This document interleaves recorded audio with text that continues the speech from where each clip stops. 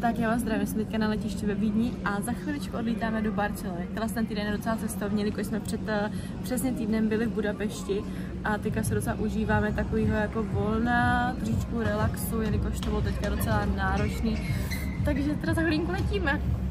Filip je tam někde na pivu, jsem ho tam nechala, protože nechtěla natáčet před všema. Takže teda za chvilinku letíme a vidíme se v Barceloně.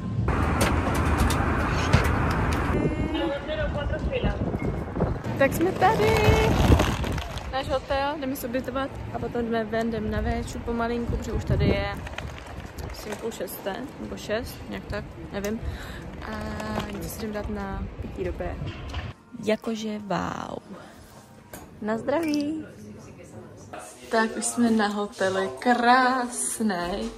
Tady sprška, záchod, krásná postýlka. A výhled máme? Máme. Mají tady dokonce i mandličky, oříšky, candy a mandle v čokoládě. To popelníčky, dívej, Whirlpoolka. Je. To je krásný. Jsme tady.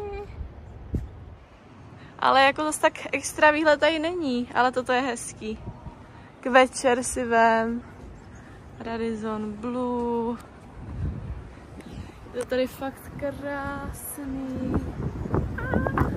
Tak, tady dáme mini roof tour na střeše Radissonu. Tady je fakt krásný, koukejte na to. Luxus. Tak jsme tady.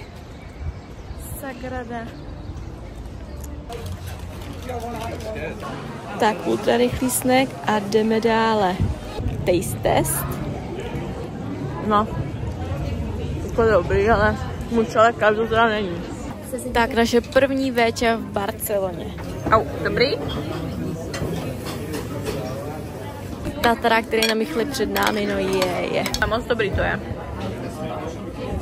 První den v Barceloně začíná. Ježiši. Tak lehce by se s ní nezbavil.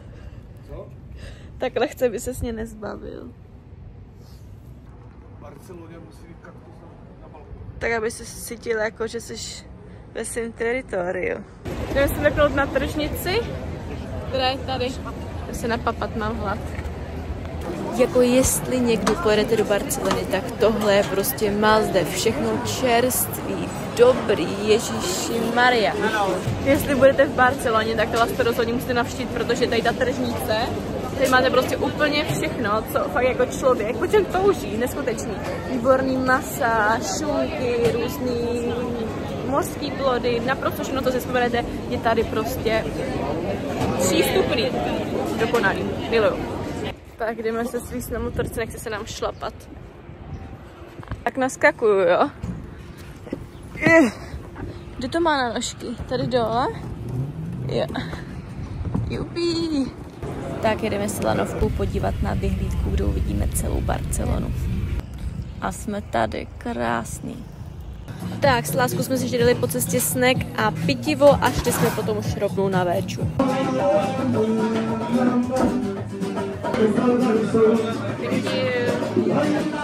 Tak dobrou chuť, lásko.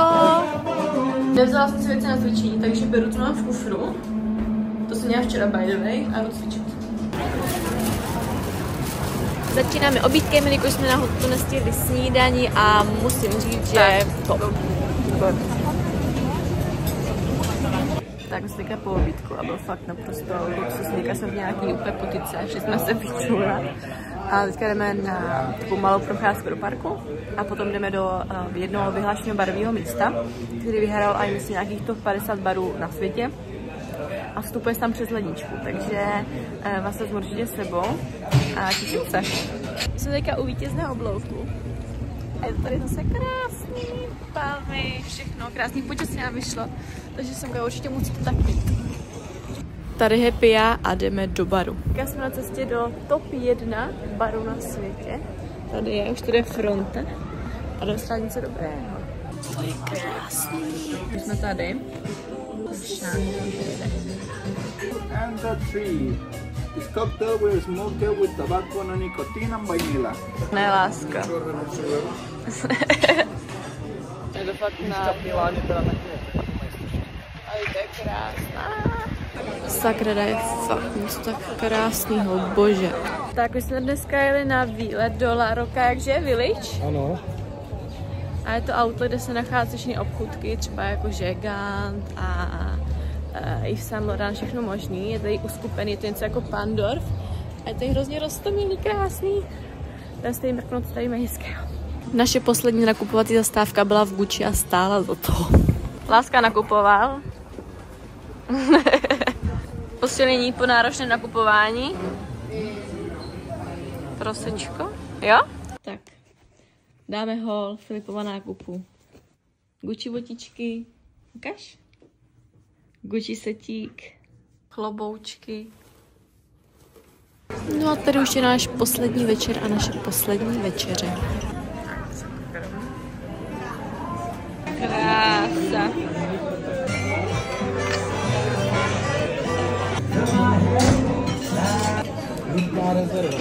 Tak my jsme na letišti v Barceloně. Byli jsme tady omylem asi tak o 5 hodin dříve, jelikož Filip spletl let. A místo 15:30 odlítáme až v 17:35.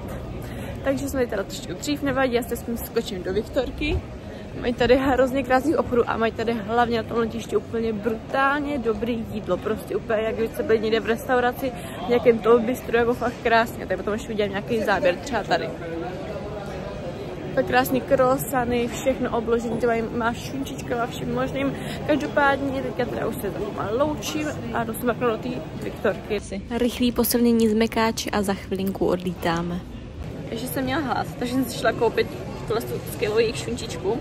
Takže se jdu dát a za chvilinku už nám to letí za tak půl hodinky.